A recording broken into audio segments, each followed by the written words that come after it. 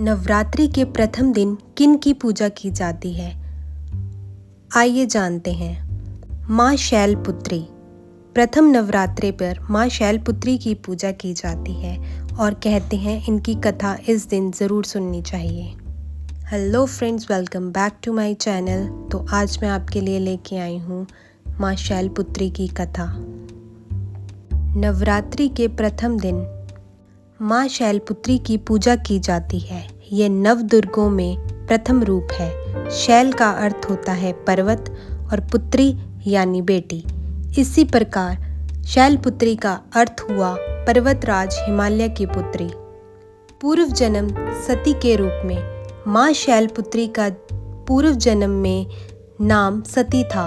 वह प्रजापति दक्ष की पुत्री थीं और भगवान शिव की पत्नी।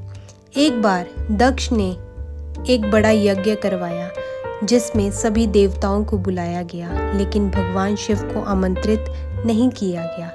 सती इस अपमान को सहन नहीं कर सकी। उन्होंने अपने पिता के यज्ञ में बिना बुलाए पहुंचकर भगवान शिव का अपमान होते देखा, तो वह आहत होकर यज्ञ अग्नि में कूद गई और अपने प्राण त्याग दिए।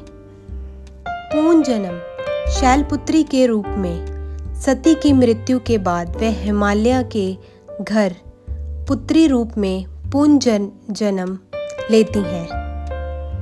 इस नए जन्म में उनका नाम रखा गया शैलपुत्री। उन्होंने पुनः कठोर तपस्या करके भगवान शिव को पति रूप में प्राप्त किया। यही कारण है कि माँ शैलपुत्री को तपस्या, भक्ति और नारी शक्ति का प्रतीक माना जाता है। देवी का स्वरूप माँ शैलपुत्री के दाहिने हाथ में त्रिशूल, बाएं हाथ में कमल का फूल होता है। उनका वाहन नंदी बैल है।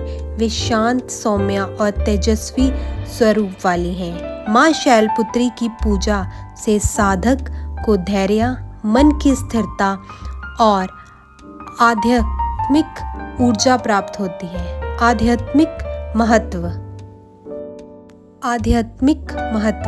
योगा साधना में माँ शैलपुत्री मूलधारा चक्र की अधिष्ठात्री मानी जाती हैं। साधक जब साधना की शुरुआत करता है तो सबसे पहले माँ शैलपुत्री का ध्यान करता है, जिससे उसकी ऊर्जा ऊपर की ओर उठने लगती है। पूजा का फल। माँ शैलपुत्री की पूजा करने से जीवन में स्थिरता आती है, नकारात्मक ऊर्जा का नष्ट होता है, साधक और आत्मविश्वास और मानसिक बल प्राप्त होता है, घर में सुख शांति बनी रहती है। ये थी दोस्तों माँ शैलपुत्री की कथा।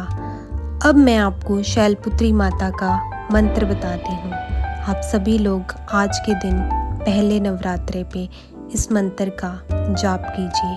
ओम शैलपुत्रे नमः, ओम शैलपुत्रे नमः, ओम शैलपुत्रे नमः।